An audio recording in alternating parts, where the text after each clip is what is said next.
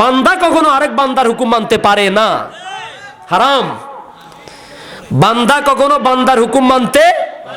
আচ্ছা, আমাদের শক্তি বেশি নাকি গরুর শক্তি বেশি? হ্যাঁ, এই যে একটা গরু যদি শক্তি প্রদর্শন করে, দুইজনও তো টানি ধরতে পারে না। এই বিলের মধ্যে প্রতিদিন কত বড় বড় গরু বেঁধে রাখা হয়।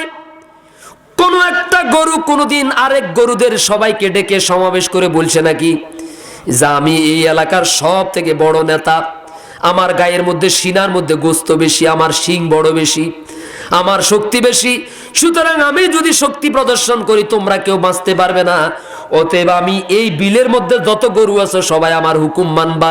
এই ঘটনা কখনো ঘটছে নাকি? একটা হাতি কি আরেকটা হাতির আইন মানে? একটা বাঘ কি আরেকটা বাঘের আইন মানে?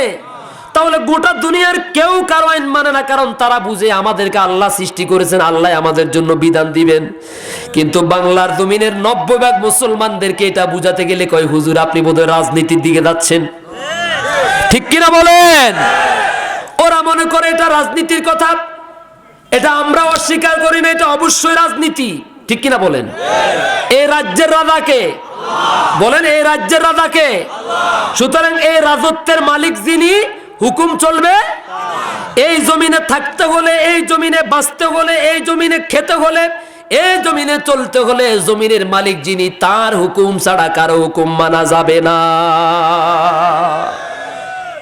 হারাম। ওই যে ব্রিটিশরা আমাদের জন্য শত শত বছর পর্যন্ত এই ভারতবর্ষকে পরিচালনা করার পর, শাসন করার পর যে আইন আমাদের জন্য রেখে গেছে ব্রিটিশরা, ইংরেজরা কি আল্লাহর পক্ষ থেকে প্রাপ্ত খলিফা নাকি? ওরা কি কাফের নাকি মুসলমান? কাফের।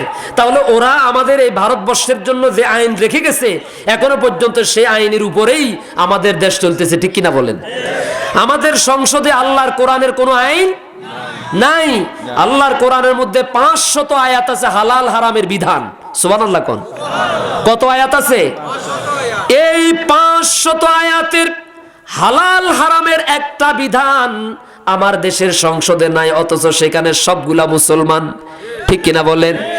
ওরা মনে করে নামাজ পড়লে বোধ মুসলমান, আনুষ্ঠানিকভাবে সরকারি খরচে মানুষের বিষ মারি, রাষ্ট্রের টাকা খরচ করি, হজ করতে গেলেই বুঝো মুসলমান হওয়া যায়, ঠিক কিনা বলেন? ওরা মনে করে বিশাল বিশাল ইফতার মাহফিল করলে মুসলমান হওয়া যায়, কিন্তু ওরা জানে না ওদের থেকে বড় বুজুর্গ ছিল নবী করিম সাল্লাল্লাহু আলাইহি সাল্লামের মসজিদ নববীর মুসল্লি আব্দুল্লাহ ইবনে উবাই ইবনে সলুল, ঠিক কিনা বলেন? দাড়ির কোনো দিক থেকে কম ছিল না, পাগড়িও কোনো দিক থেকে খাটো ছিল না, জুব্বাও কোনো দিক থেকে খাটো ছিল না, শুধুমাত্র একটাই অপরাধ ছিল, ওরে এই জন্য মুনাফিক বলা হয়। নামাজে আল্লাহরে মানতো কিন্তু সমাজে আল্লাহরে মানতো না, জোরে কোন ঠিক কিনা? যে ব্যক্তি নামাজে আল্লাহরে মানে, যে ব্যক্তি নামাজে রাসূল মানে, যে ব্যক্তি নামাজের ভিতরে কোরআন মানে, নামাজের ভিতরে সুন্নত মানে, নামাজের বাইরে ব্যক্তি জীবন, পারিবারিক জীবন, সামাজিক জীবন, রাজনৈতিক জীবন, ব্যবসায়িকগত জীবন, এক কথায় নামাজের বাইরে যত নীতি আছে কোন জীবনে আল্লাহর রাসূলকে মানে না, এটা হলো নির্ভেজাল মুনাফিক, এটা হলো খাঁটি মুনাফিক, কোনো সন্দেহ নাই। এই পর্যন্ত বুঝতে কারো কষ্ট হচ্ছে? নামাজ চলবে যে আল্লাহর হুকুমে, সমাজও চলবে সে আল্লাহর বুঝাতে পারি নাই।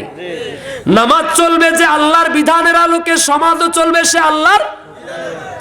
তাহলে নামাজের সময় এতগুলো মানুষ ছোট্ট একটা ঘর মসজিদের ভিতরে কাঁধে কাঁধ মিলিয়ে দাঁড়ালো, কারোর মধ্যে কোনো ঠেলা ঠেলি না, ধাক্কা ধাক্কি নাই, যা আমি আগে আসছি আমি আগে দাঁড়াবো, তুমি পরে আসছো পিছনে দাঁড়াও, অথবা আমরা এখন সরকারের ক্ষমতায় আছি আমরা ইমামতি করব, তোমরা বিরোধী দল বারিন্দায় যাও। হয়েছে কখন এরকম? সব দলের, সব তরিকার, সব আদর্শের মানুষগুলো যখন আল্লাহর বিধান দিয়ে নামাজ পড়ে, তখন কাঁধের সাথে কাঁধ মিলিয়ে নামাজ আদায় করে, কিনা বলেন? মারামারি আছে? ঠেলাঠেলি হয়েছে? আচ্ছা আপনারা বলেন, এই যে 16টা বছর পর্যন্ত আওয়ামী লীগ ক্ষমতা ছিল, বাহিরে একেবারে আমাদেরকে কোবাইয়া লাইছে, ঠিক কিনা বলেন? আমাদেরকে একেবারে ঘর ছাড়া বাড়ি ছাড়া করছে, কিন্তু যখন মসজিদে তার পাশে দাঁড়াইছি